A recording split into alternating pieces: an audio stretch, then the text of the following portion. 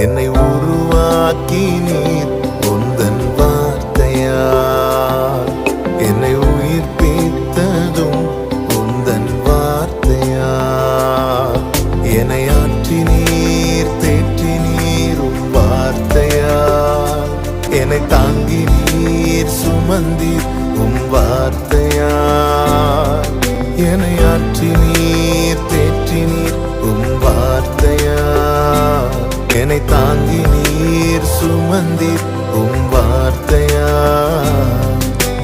வார்த்தையானவரே, ஆதியில் இருந்தவரே, எனக்காய் வந்தவரே,